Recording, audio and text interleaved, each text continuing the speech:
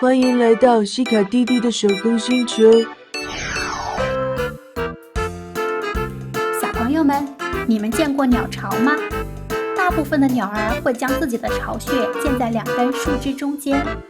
鸟儿会利用树枝、树叶、杂草和泥土来搭建鸟巢。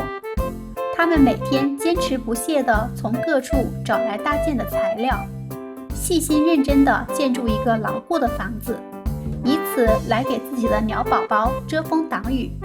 我们应该学习鸟儿勤劳工作的品质。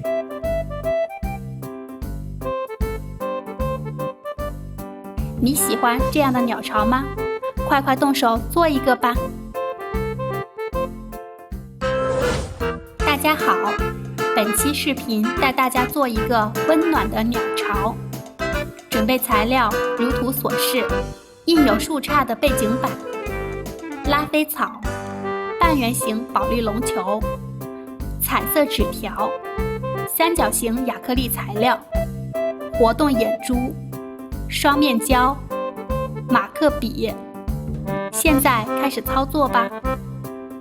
第一步，在树杈的中间贴上双面胶，贴好后揭掉表面的胶布。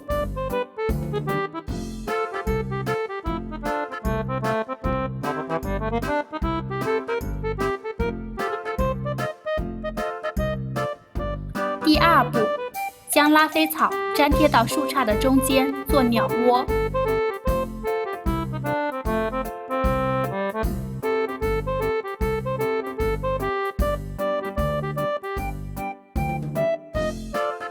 第三步，用马克笔给保丽龙球涂色。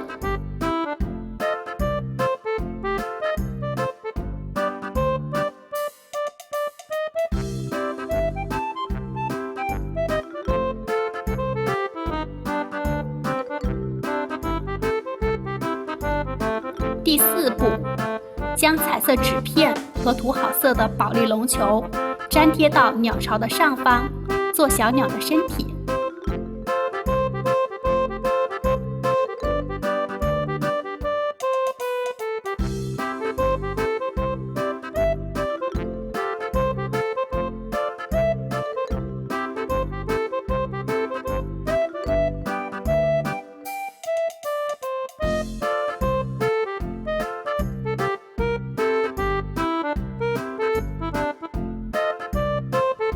第五步，粘上小鸟的眼睛和嘴巴。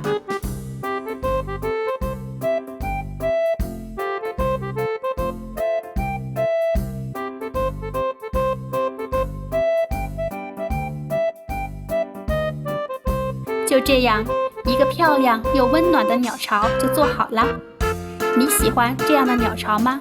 快快动手做一个吧！